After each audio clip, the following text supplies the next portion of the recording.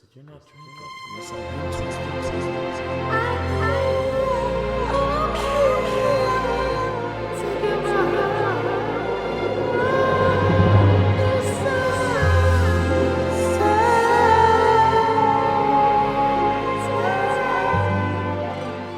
What is going on, world? I'm Wesley from A Connection TV, the network, the one channel on YouTube where we actually adopt similar connections despite our differences.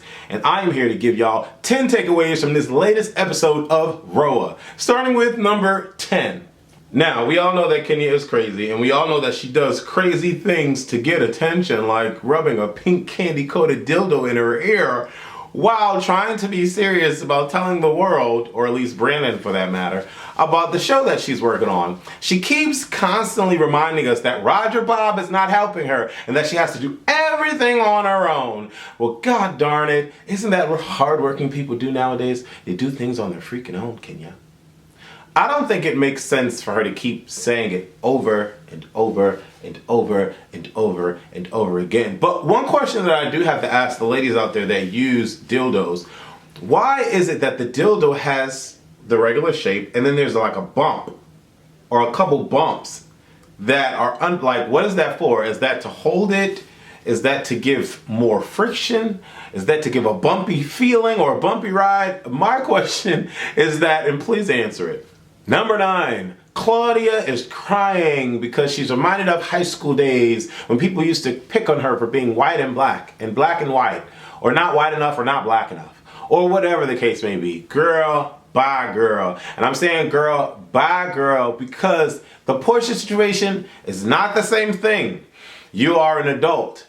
Porsha does not pay your rent. Porsha does not pay your bills. Porsha doesn't mean or should not amount to anything worth a damn in your life. So why at an adult age would you allow someone like Porsha, who uses the word contradictory, to affect you? That is my question to you, Claudia. Stop it. Claudia, stop crying. Get this girl a Kleenex with the plus lotion so she can stop crying, because it just doesn't make sense to me. Number 8, Candy says to Todd, or at least she has the conversation about cheating. They've only been going out for 6 months. They're only having sex once a week that she initiates. And for whatever reason, Todd likes staying in LA. He does not like being in Atlanta anymore. So that would make any smart woman, and Candy is a smart woman, to question the validity of their marriage, the sacred vows of their marriage. Is Todd cheating? Do you think Todd is cheating on Candy? As much as Candy is a freak, I would hope not. I really would hope not. But it could be a complete buildup of everything. I mean, since the show has started with him on it and him claiming or proclaiming his love for her and having to deal with Mama Joyce, that's a lot to fucking deal with. It makes sense for him to want to not be in Atlanta that much. It really does. Because we do not know what goes on when the cameras are off. Number 7. Who the hell is Chocolate? Is it White Chocolate that Nene says is Phaedra's girlfriend? I don't know. But, I mean, we are talking about Apollo here. And Apollo has publicly said that he's a liar. Apollo is a liar. He commits fraud. Okay, he's going to jail for 8 years. Should we believe anything that Apollo says? Just because it is in your phone that someone has sent text messages, I don't know. It could be a bit much. You know why? It's not that difficult for someone to say, for you to change someone's name in the phone and have someone text you, go back and forth, go back and forth, go back and forth, go back and forth. Hell, you can have 2 phones and do it to yourself. And then print it out and, you know, say Phaedra's cheating.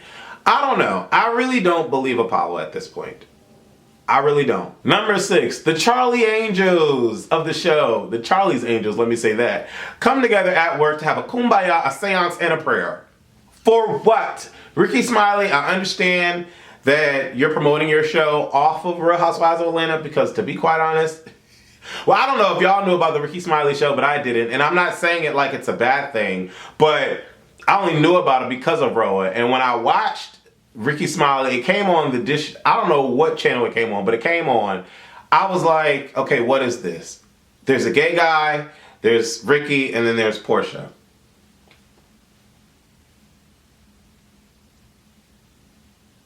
I don't know about y'all, but if I was a boss, if I was that much of a boss, I would not have a meeting with these two females on the show. I would have it off of the show. And I would have a serious talk with them if it's really affecting the workplace. It doesn't, well, he said he's kind of like, he could see the tension, but I don't know. I just thought it was really uncalled for them to have that conversation and then for them to bring the Lord into it like it's a comedy show. Porsha and her freaking jar of gummy bears. What the F? Number 5. Kenya actually thinks that D Woods can be her older sister. What the F?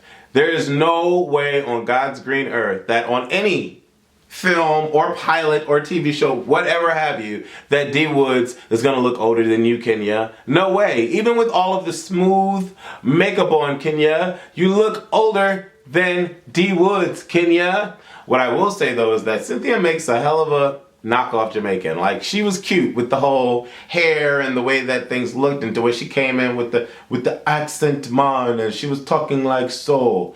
I thought it was cute, and you know, it's nice that, you know, they're helping each other out. I don't know about Kenya calling Cynthia a good friend. Like, these girls and the concept of friends, I don't know, it never really works out. But Cynthia and Kenya seems to balance each other out way more and way better than Nene and Cynthia did. What do you guys think about that? Number 4, Phaedra is getting all of her locks changed, okay? Because apparently people have had keys before, or she doesn't know who has a key and doesn't want anyone to have a key. The garage door opener is missing.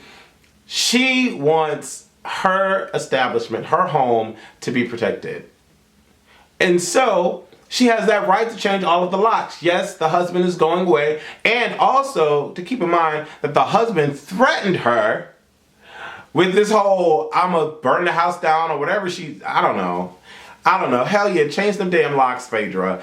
Number 3, Apollo has a friend named Bun. Number 2, Peter is all in the female's business yet once again. Now, obviously he has to do this because of the show, but the way he carries on, it's a bit much. He needs to simmer down. He needs to go back to Carolina or North Carolina or South Carolina, wherever his business was, and run his business. But then again, he has managers for that, so he doesn't really have to do that. But all I'm saying is, I love Peter and respect Peter more when he worries about Apollo, as opposed to when he worries about, you know, the female drama. And the number 1 takeaway that I took for this particular episode is that Phaedra does not seem to be bothered. And although throughout this whole argument, she was emotionless, unfazed, there was one little clip where Apollo was about to laugh and she was about to laugh. So I don't really believe this whole situation. I'm not going to say that the whole complete story is a lie, but I just believe the way that I viewed it was that Apollo was really putting on, and I don't know, when he whispered in her ear, do not call the cops, I mean, that whole scene was a bit much for me. I hope that Todd and Candy work out. I hope that Claudia stops caring about Porsha. I hope that Kenya can get this show off the road and stop mentioning that she does not have a man, Roger Bob, to assist her with the process. Be that strong black woman that she proclaims herself to be and run her damn show. I'm definitely looking forward to the sit down next week where Phaedra gets up and proceeds to clock Miss Kenya for Kenya running her damn mouth. Now, this particular episode, Kenya was good. Kenya was grade A. Next week, she's doing way too motherfucking much. So, especially off of stuff that she didn't even see with her own eyes. So I don't know, it's just a lot of hypocritical situations happening. And if Phaedra in fact did sleep with the married or did cheat on her husband, who knows? These last 3 years, Apollo and Kenya were rumored to have had a lot of things going on sexually, or whatever the case may be, up until this particular season. So, why wouldn't I cheat if I was Phaedra? You know? I'm Wesley from A Connection TV, the network. Let me know what you guys thought about this particular episode. Leave your comments below. Deuces. Yo, that's my word. Man, how many mics does it take to get the center of the top? You know what I'm saying? Like, it's crazy out here, you know what I mean? Yo, BX, stand up.